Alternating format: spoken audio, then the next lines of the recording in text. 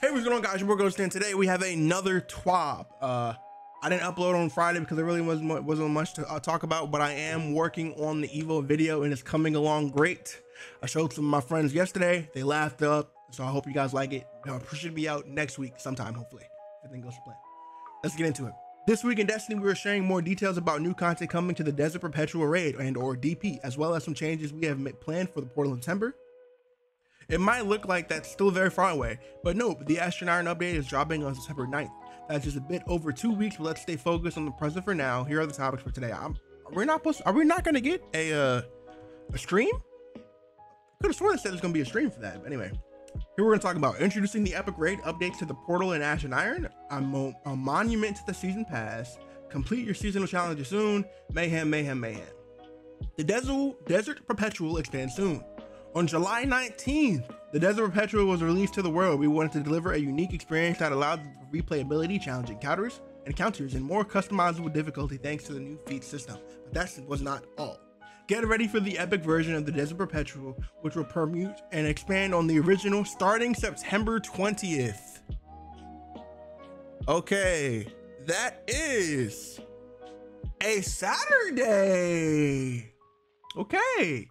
Building on the original experience, the epic version introduces new challenges, rewards, and pursuits, changes to the mechanics of each encounter, which will test the coordination of your fire team. Beautiful. We're going back to D1. Complete them to earn new legendary weapons, new set bonuses on armor, and a new quest that further unravels the mysterious of space and time. Unlocked an attunement system for the raid vendor and rewards a catalyst for the raid's exotic weapon, Whirling Ovation.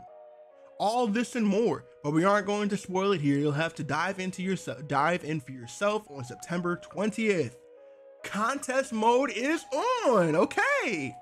For the first 48 hours after the epic raid version of Desert Perpetual has launched, contest mode will be active. During this time, enemies are a lot tougher, more aggressive, and you'll be playing at fixed power level disadvantage. So team play, good strategies, and inventive approaches are key to success. We updated our loot pool for contest mode, so now your first clear of each encounter in contest mode will drop tier 5 gear.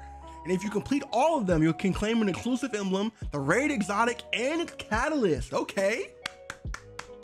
Also, you'd better start organizing your fire team if you want to compete in the world's first. Also, you better start compete for world's first. Okay. So if you do this on contest mode, the epic mode, you'll get the tier 5 gear. And if you do all of them, you get an emblem, the raid exotic, and the catalyst. This is a pretty decent one. The issue is, once again, nobody is running the raid. LFG is a freaking desert. Nobody's running this goddamn raid, which sucks.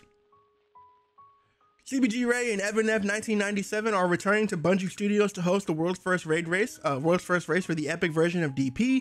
Many will, I'm not saying this anymore, it's too long. Many will try their hand, but just one will be crowned the winner. Here are some entry requirements to know beforehand. Complete the Edge of Fate campaign. Fire team leader must have completed the regular version of Desert Perpetual. I'm cooked. A fire team of 6 players, understandable. Once the first team has completed the epic version of the DP in contest mode, the normal version will be unlocked for players who just want to experience the new content without the extra difficulty. Totally understandable. Not swap update. Oh no. With the release of the epic raid, to keep the success and encounters and action gameplay, With the release of the epic raid, to keep the success and encounters focused on the action gameplay and create level playing field for players across platforms, we're rolling out a new version of not swap in contest mode. Oh no. The modifier will reset your super and ability energy, special ammo, and heavy ammo, as well as remove all ammo and orbs on the ground when you exchange exotic or legendary armor or weapon ammo types. This modifier will also take effect when 3 or more feats are activated in standard difficulty or the epic raid. This experience has been tuned around this modifier. We'll share the more information in the future TWAB. Oh my goodness. I mean, I guess people were saying that, well, y'all kept complaining about what not swap is too strong. We don't want not swap. We're going to give you a raid to where if you don't have it, this is what happens when we have to build around not swap. And then, okay, now you guys have still what it look like if you don't have not swap. They basically just said, we're going to give you a raid to where we're planning that you're going to be swapping builds. So we're gonna up it because of that. Now we're gonna say, now that you've witnessed that, we're going to buff not swap to where this is crazy. Super and ability energy, special ammo and heavy ammo, and it removes all the orbs on the ground if you swap your exotic or legendary armor or weapon ammo types. This modifier will take effect when you have 3 or more feats on the regular epic raid as well, which is crazy, bro. But they, man, do what we gotta do. Do what we gotta do.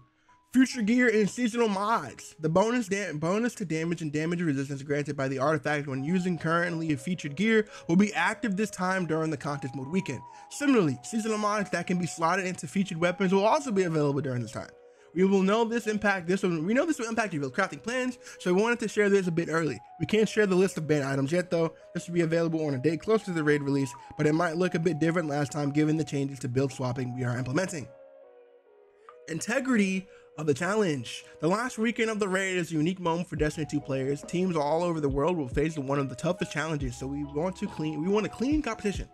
That's why our security team will be watching closely, analyzing every encounter and raid completion to find any players that are breaking our TOS. We won't hesitate to remove players during the raid race and issue bans as needed to defend the integrity of the world's first race. In other words, don't cheat, don't play with cheaters, and you'll face consequences. All right. They've been saying this for a while now, but 75% of the top 100 racers was cheaters. So we'll see how it works. Upcoming raid reward changes. Since we're talking about the raid, let's share some new information about the updates for updated rewards that will be available after the D2 update 9.1.0 dropping along with Ash and Iron. You can earn extra rewards from clearing all encounters of DP, defeat all 3 bosses before beating Corregos to earn an extra piece of gear. In addition to this, we're introducing 2 weekly challenges. First challenge gives you an extra piece of loot from your first clear of an encounter each week in either version of the raid. Completing this challenge will unlock an additional one that provides bonus loot from just the epic raid. The loot from these challenges drops. That's a weird sentence. Has bonus seasonal power and drops at upgraded tier based on the number of active feats. We're also making some improvement to gear tiers in the Desert Perpetual. We're removing the requirement to complete the combined mastery triumph to increase your gear tier drops. Now, all DP gear will drop at tier 2 in the standard version and tier 3 in the epic version, no matter your current power level. Yay. In addition, we've added a chance for all gear earned during the full clear to drop at +2 of your base tier. Never mind, let's go! At least, and last and often requested feature in raids and arriving in Ash and Iron, players who complete the map and compass quest as well as the epic raid then can approach the simulant Ansible to receive a new quest. Completing this new quest will unlock the ability to attune any previously acquired piece of gear from the DP, improving its chances of dropping from any encounter. Hey Guardians, Portal Dev Team here. We see that you're all loving checks notes, Caldera, and K1 logistics. A lot, maybe too much. What do they mean by the mines? The salt mines? Oh no. Either way, in Ash and Iron, we're adding more variety to the portal, keeping all activities worthwhile, but also making them time equivalent and risk and challenge equivalent while you progress your power. They're gonna nerf solo ops, aren't they? Let's see. Incoming improvements. The portal is a better place when there are more options to play that are optimal or close enough that you don't feel constrained to a handful of missions. We need the Fireteam ops to be a better place to play, and either with your friends or with new friends to your Fireteam finder through the matchmaking, or even a solo guardian wishing to solo a strike. So some ops categories are going to get increased rewards. Some ops categories are going to get slightly reduced rewards. We're cooked. We're cooked. We're cooked. I'm so happy about them trying to buff Fireteam ops though, because Fireteam ops is like completely useless compared to solo ops. But let's see what they're gonna do in solo ops. The solo ops dominance is especially stark between 400 and 450 when the best way to attain prime engrams is to get A grades as fast as possible. We want to make this more interesting portion of the game, one that makes attaining prime engrams in the portal more rewarding. Starting next week with the Destiny update 9.0.0.8, we are increasing the time limits and Fireteam ops direct launch matchmaking tiers. Okay, perfect. That way you won't time out doing inverted fire and luminality. Giving players significantly more time to complete challenging match-made grandmasters. This should help players reach A grades more consistently, resulting in better rewards. Additionally, we have some improvements planned for the portal and Ash and Iron. The time bonus system should give more value when trading off speed versus kills. Killing everything in kill-based activity. time bonus system should give more value in trading off speed versus killing everything in a kill based activities in fireteam ops, and have a meaningful role in earning scores in solo ops and pinnacle ops. Good grades in fireteam ops should be less risky and less challenging to get than they are now, and closer to solo and pinnacle ops activities. Fireteam ops should be at least as good as a place to earn power as solo ops or pinnacle ops, and match-made fireteam activities should be more valuable to higher power levels. The way that equip power and account power is working is confusing. We're fixing that. We would like to have more variety in pinnacle ops, including a way to earn pinnacle ops gear via matchmaking. We would like to give more regular opportunities to match made into marquee activities like Onslaught of the Coil. We want to make it easier and more obvious for everyone in the fire team to get the best rewards, even at a wide power differentials. We want to think various banes. We think various banes, challenges, and boons should all be well balanced against each other. We also think that there should be things to be. We also think that there should be more things to do in general. As we add brand new activities to the portal and bring older legacy activities in, we want to be able to feature these more effectively for daily power gain. It would be great if conquests were repeatable for portal rewards. We take that. Take that. Thank you. Give it to us like once a week. Make them GMs. Put some pinnacle loot in there. Maybe drop 3 engrams. You could do it once a week. It'd be a great way to level. I'm still nervous what the frick are they doing in solo ops though, because that tweet made it seem like solo ops was getting nerfed into the ground. Oh no, we'll see though. Maybe they'll leave it alone. Maybe it's just Destiny community tripping. Ash and Iron updates. In the Ash and Iron release, we have more substantial changes and additions. These are by no means final, so expect more in the future. Let's go over them. Ultimate difficulty. Ultimate difficulty will be available when Ash and Iron launches. Ultimate difficulty will be available starting at power 451. Ultimate includes 2 new player strikes. 2 new player stakes. Pressure cooker. Finish under the time limit or get kicked to orbit. Understandable. Extinction. If all players are eliminated, all players are limited to a single life, there are no revives. I mean, this could be good on solo ops. These optional stakes are intended to provide the most significant challenge to even most experienced guardians and include score boosts to match. Ultimate Fireteam Ops matchmaking will be open in week 10, the week after Ash and Iron launches. Platinum and Diamond reward ranks. Players can reach Platinum and Diamond reward ranks when they reach 450 to 4. Hold on. Players can reach Platinum and Diamond reward ranks, which run from 450 to 449, 499, and then 500 to 550 power, respectively. While in Platinum and Diamond, you can earn an A+ grade in PvE. You need an A+ to qualify for Tier 5 gear until Platinum 3, and A grade start giving Tier 5s. Hold on. You need an A+. You need an A+ to qualify for Tier 5 gear until Platinum 3, where A grades start giving Tier 5s. Once you reach Diamond 1, B+ qualifies you for Tier 5, and the Platinum 3 even a B, and in Platinum 3 even a B will get you a Tier 5. Okay, so this is how we're going to be getting Tier 5s more consistently. They did say that getting Tier 5s is going to be a lot easier in Ash and Iron. Reward multiplier change. Actually, I want to read this again. Platinum and Diamond reward ranks. Platinum, players can reach Platinum and Diamond reward ranks from 450 to 499 for Platinum, and then 500 to 550 for Diamond.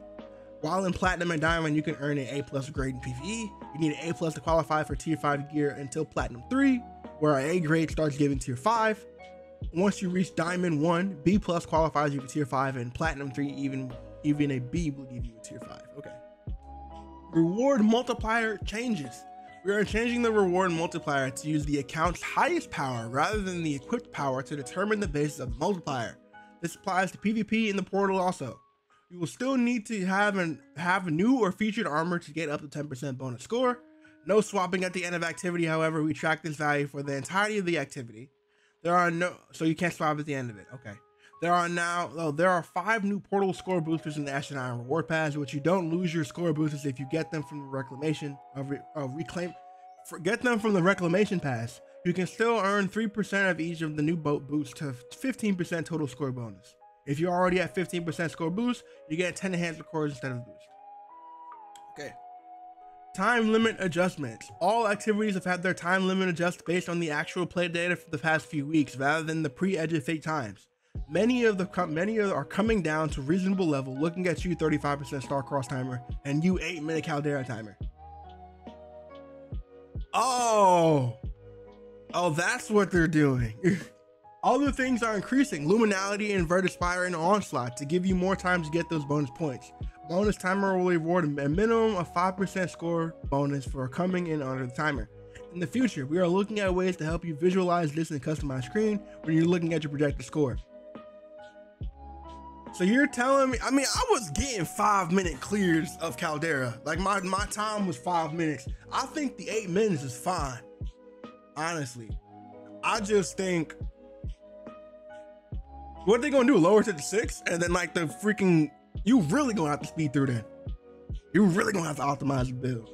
Loadout restrictions. When we launched Edge of Fate, we were worried about the effects of loadout swapping in the portal with Armor 3.0. So we significantly increased the scoring value of locked loadout, making it very advantageous to play with it. This made it a bit too easy to earn. No! This made it a bit too easy to earn good scores in expert difficulty compared to adding bans and challenges and raising the combat level and activity. We're bringing the locked loadout back down to where we originally imagined it and opening up some design space for some new loadout modifiers. We're adding a new loadout player state called Touche, which combines locked loadouts and avant-garde restrictions, as well as scoring for both. We're also adding a selection of new loadout restrictions and modifiers alongside these, starting at the expert tier. Just 3 examples: explosive weapons, including rocket assistant ones, medieval weapons, you can guess which, Old West weapons, yeehaw. All these also included restrictions for the new and featured weapons similar to avant-garde, but weapons can come from anywhere and anytime, even from 1963. Okay, that's funny. Initially, these just include the appropriate weapon categories, but eventually we want to expand the value of these by taking into account the specialized frames like we did with rocket and pulse pistols above, perks from like Dragonfly and Full Auto Retrofit, and special case exotic weapons like Vex Mythoclast or Sunshot. Now, if you're thinking that restrictions are going to make it challenging to counter champions in Master Mission and above, we agree. That's why they come with really juicy scoring bonuses to compensate for your troubles. Also, you won't see any of these as randomized modifiers and matchmade activities. These are just for customized activities. Okay, solid. Question: anyone else has been ignoring champions? Are y'all killing the champions and y'all freaking runs? Because if there's an opportunity to ignore them, I've been ignoring them. So are champions really causing y'all trouble? It ain't causing me no trouble. Let me know in the comments below. Our goal for individual activity rewards was to create a consistent value across all activities. While each activity is unique in its own way and can be preferred by different players, we created the groupings based on the length and difficulty to reward players' effort. As we've been analyzing activity data, seeing players become more familiar with activities, buffs, and creating strategies, it's clear that some activities are harder than we expected, EX, Widow's Court, and others are easier, EX, Encore. God dang, look at solo ops. Whoo, look at solo ops. Whoo, look at Pinnacle ops. People still doing, hold on. Oh, that's Crucible, that's not Fireteam ops. It's like solo ops, then Crucible. So people were using Crucible more than freaking Fireteam ops and Pinnacle ops. It's part of the game, so it kind of makes sense. Most people that are actually trying to level were doing solo ops. Everyone else was playing Crucible ops. Like, I want to level the Crucible, but also like PvP. So, makes sense. Okay. We can see that some activities, solo ops and Crucible, have a narrow distribution that are significantly less variation in duration. Activities with lower, wider shape hold on. We can see that some activities, solo ops and Crucible, have a narrow distribution and there are significantly less variation in duration. Activities with lower, wider shapes, Fireteam ops and Pinnacle ops, have significantly higher variation in duration, usually meaning the activity is harder and separates players by skill more effectively. We already expected some of this to happen due to the inclusion of longer activities like Onslaught in the coil, but we want to make sure that these activities are more challenging and longer still feel meaningfully rewarding. As part of that, we want to make sure that activities that are easier than anticipated don't become the only activities you should run. Looking at Pinnacle ops. Let's look at Pinnacle ops. So we've got Encore was at number 3. Then we got Kel's Fall at number 2. Then we got The Whisper at number 1. And then Starcross at 4. Okay. It's clear that there are 2 general groups, the short ops like Whispers and Starcross, and the longer ones in Encore and Kel's Fall, which lead to us following the changes. Encore End of activity engrams reduced by 2. Mid activity chest reduced to 2. Star-crossed end activity engrams reduced to 1. Mid activity chest reduced to 1. Whisper mid activity chest removed. Fucking. Why? Why? I don't even want to get into this. This sounds really dumb. Really dumb. Why are we removing loot? Why are we removing loot? Why are we removing loot? What? I don't get it. Because they're removing this. I feel like if they nerfs, I feel like the reason I was talking about the Squidward and the SpongeBob and Squidward thing is I feel like they're nerfing these pinnacle ops. Because like, yeah, we're looking at 2 pinnacle ops. Meanwhile, the most, like, to me, I would assume to most of the community that the most rewarding and best way to level is still Caldera and K1. I feel like they're nerfing pinnacle ops because like, well, this is the second most one. And we do see like, well, we gotta nerf something. And solo ops, we like our solo players, so we're gonna not nerf that. But also now the really only option we have is solo ops. Which this ain't looking good. Oh no. Scroll. We generally see 4 activity groups, including both Inverted Spire and Luminality, being harder than anticipated as compared to the shorter Fireteam ops and Widow's Court, and consistently being the longest activity. As such, we'll be making the following changes to their rewards. Luminality is increased to 2. And Inverted Spire is getting increased to 2. So are they talking about mid activity chests? Onslaught Widow's Court has been increased to 4. Last, we are making some category changes when Destiny 2 Update 9.1 arrives. We will be moving the onslaught/crawls to pinnacle ops, both to create more activities to gain pinnacle loot from, and to unify Fireteam ops to be 10 to 15 minute activities. We do not want to constantly be updating activities because it would create uncertainty in the rewards for them, but we will review this data with every major release and update activity rewards to where appropriate. Newly introduced activities that are significantly harder or easier will still be updated in the patch, so you don't have to wait for the experience to be brought in line.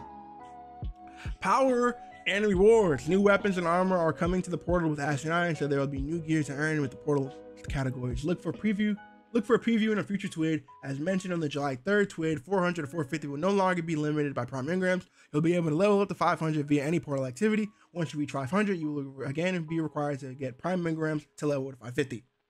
Prime engrams. Prime engrams have 2 real functions right now. They are random and rare changes.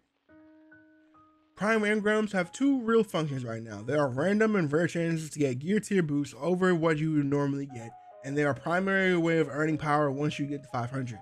However, because they slide into your loot stream without any fanfare, they can sometimes get lost. Starting Nash and Iron, these engrams will no longer be automatically decrypted once they hit your inventory. Instead, you'll need to take them to the master rule to find out what you got, just like a D1. Additionally, rather than just giving you a single chance at a prime engram at the end of a portal activity, you will now get multiple chances based on the number of completion rewards from the activity. That's not bad. So the more green engrams, those get to promote you to it's to promote you to do your green engram activities. Okay. New activities and bonuses. Now let's focus on activities coming to the portal with Ash and Iron September 9th. We got a brand new activity type, 2 battlegrounds of Behemoth and Echo Core, 3 strikes for Hypernet Current Inside Terminus and Fallen Saber, 3 new expeditions from Season of the Plunder, Nessus, Commodore, and Europa, and Tomb of Elders. Daily bonus focus mission will be more predictable, random choice of redacted missions, random choice of newly converted battleground strikes and expeditions, bonus slot 3, random choice from onslaught and crawls. We are increasing the score multiplier for all kill score activities by 5%, giving players some breathing room. In addition to this, match-made skill core scored activities are boosted by an additional 5%. Pinnacle op activities, 3 dungeon layers. No! Just give us the full dungeon. Put the full dungeon in the portal. I don't want, I guess it's the portal so you can be able to hop in and out. Let us do the full dungeon for more loot. The full dungeon for more loot, please. More info on the future TWAB. 2 exotic missions, Prestige and Avalon. Pinnacle Ops will be available. We'll have 2 daily bonus activities for focus activities. Bonus slot 1, random choice from dungeon layers. Bonus slot 2, alternating between Prestige and Avalon. Solo op bonuses. Solo ops is intended to be quick, reliable way to earn power when you have time to kill at a start or end of the session, or need to complete a few objectives in less commitment venue. It has never been intended to be above all the best method of leveling for all player types, but right now the speed and ease and consistency of earning top tier rewards is drowning out most of the other options, especially at 400 plus. To start balancing this with other portal activities or using relatively light touch, reduce the power earned for a given grade in solo ops by 1 compared to Fireteam ops, Pinnacle ops, and Crucible ops. Paired with few changes to Fireteam ops scoring, other rewards tuning, we may need to make a further adjustments if needed. I'm gonna give you my thought process after this. Conquest update. We're adding 4 additional Grandmaster Conquests and 2 Ultimate Conquests. The Grandmaster Conquests round out the requirement for the Conqueror title, and the Ultimate Conquests are needed to complete the Guardian rank 11 and also get you a sweet new seasonal Ultimate Conquest emblem. All conquests will be replayable. You'll earn normal scored portal loot for additional completions. That's not what the fuck we wanted.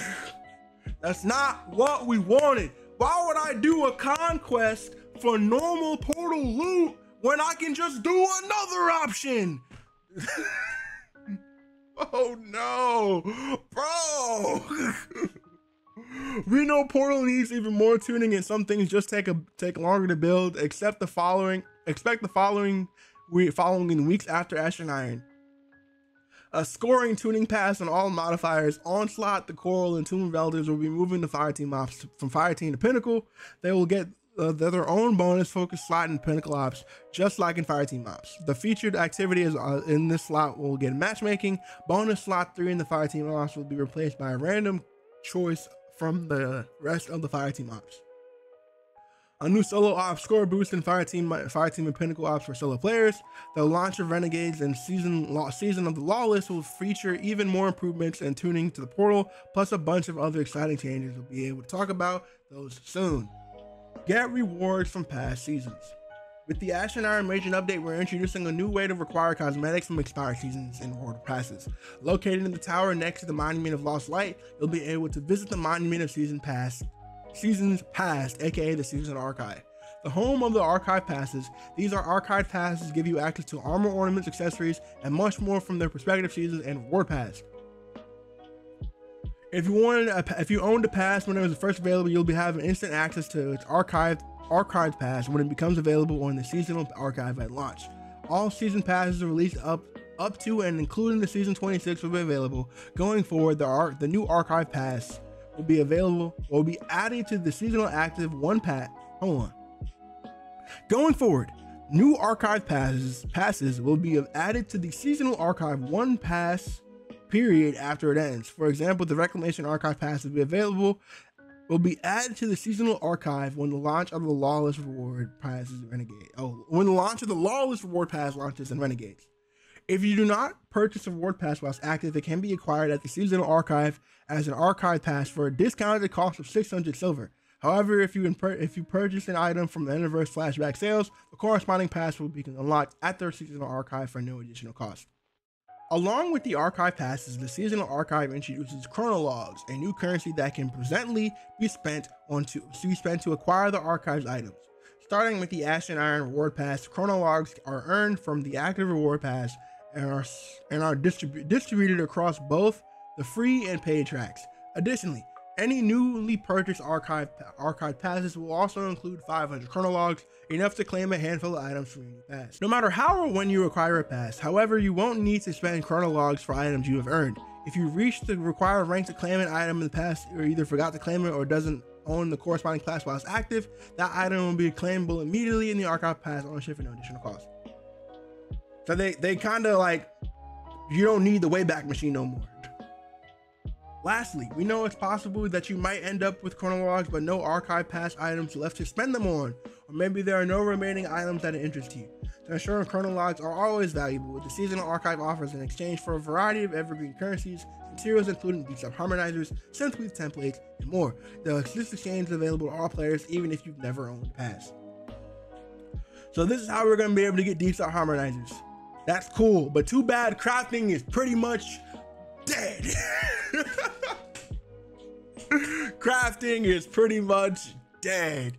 We've been asking you for ages for a way to earn on deep side harmonizers, and we finally got one, but crafting is dead. Took you long enough.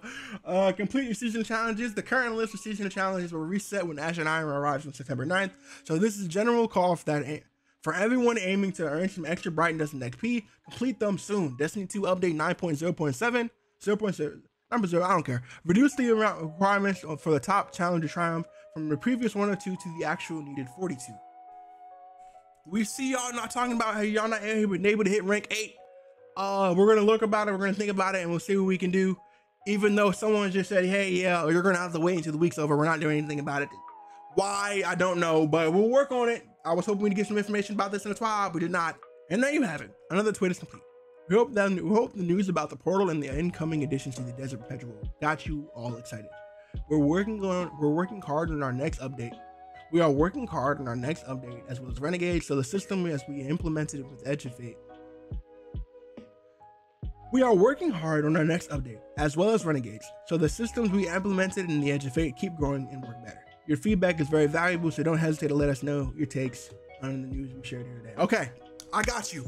Bungie, you're fucking us.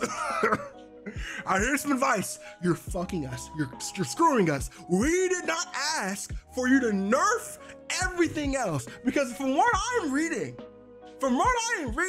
you are nerfing everything else. So now legitimately the only option is solo ops.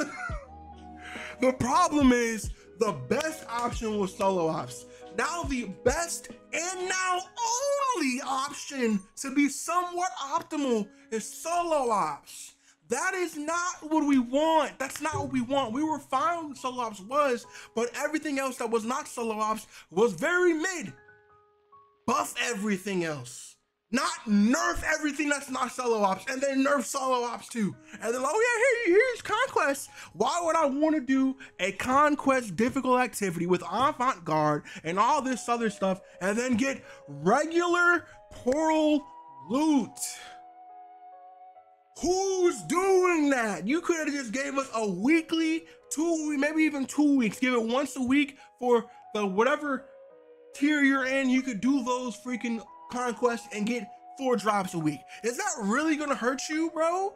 Why are you doing this? This is so ass backwards, bro. Oh my goodness. Oh my God. You make it so hard to root for this game, G. You really do. Bro, I see where everybody was pissed. Bro, what were y'all thinking? Please give me a strain of whatever the hell y'all were smoking when y'all wrote this TWAB. Oh my God. Oh my goodness. It's like you say you're listening, but everything that you're hearing is backwards, because there's no way in your right mind that you heard everybody complaining that all we can do is solo ops to be efficient, and then nerf everything, including solo ops. So now the real only good reason to do anything is solo ops. This is so stupid. Anyway, let me know what you guys think in the comments below. What do you think about the TWAB? Is Bungie stupid? Am I tripping? Am I tripping? Or are you tripping? I don't know. Have a good one. Stay spooky. I'll see you in the next video. I'm so goddamn disappointed, bro. Oh, we're back. I'm sorry to put this in, but as I was finishing the TWAB video, they dropped another article. Dog, Pete literally approved the last TWAB and dropped the bomb and then dipped. This man, Pete Parsons, I like buying cars Parsons, is retiring from Bungie. Let's read this real quick, because this video is already long. After more than 2 decades of helping build this incredible studio, establishing the Bungie Foundation, and growing inspiring communities around our work, I've decided to pass the torch. This journey has been an honor of a lifetime, and I'm deeply proud of the works we've built together and millions of players who call them home. And most of all, I am privileged by the opportunity to work alongside the incredible minds at Bungie. When I was asked to lead Bungie in 2015, my goal was to grow us to a studio capable of creating sustaining iconic generation-spanning entertainment.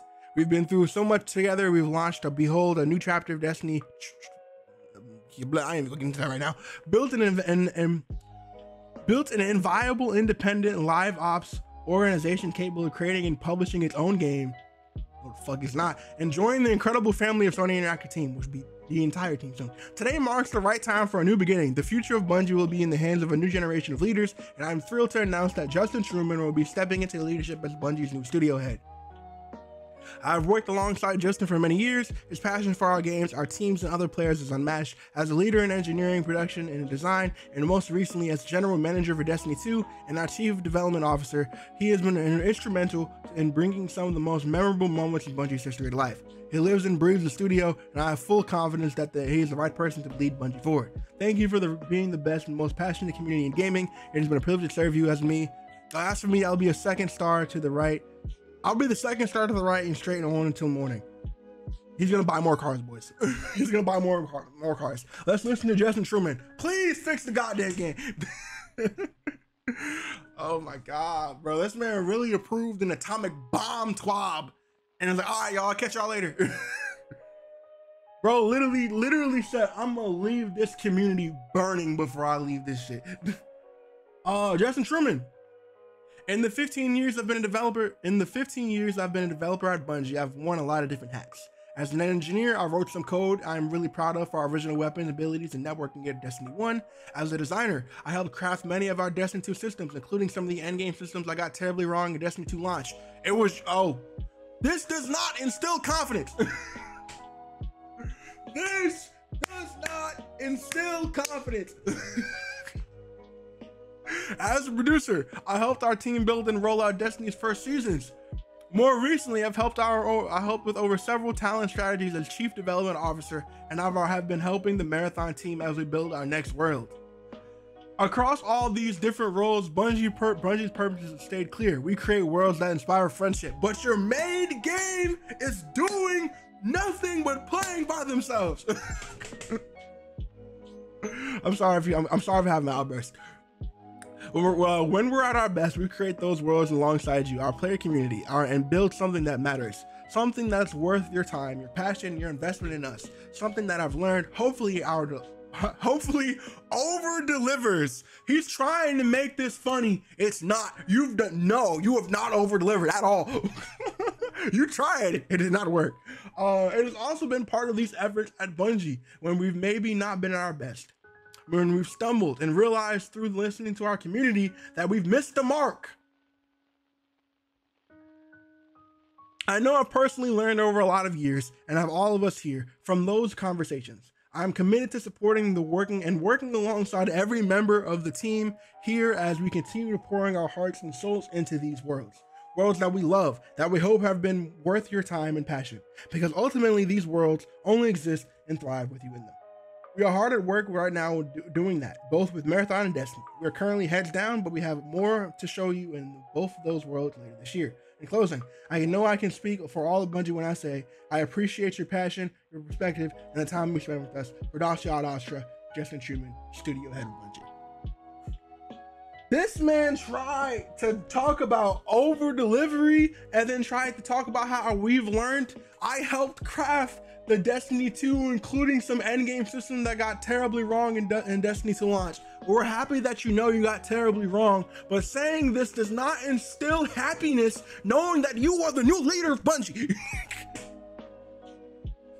Anyway, goodbye, Pete, I buy cars person. I hope you have a good rest of your time on this earth. Thank you for your service, I guess, a little bit. You gave us some great times in Destiny, but now it's just been downhill. This dropping after that bombshell, probably one of the top 3 worst TWABs I've ever seen in my life, is hilarious, by the way. Hilarious. But at least we got some good news, I guess. People been wanting Pete to be gone for ages. Anyway, have a good one. Stay spooky for all this time. Peace. Later.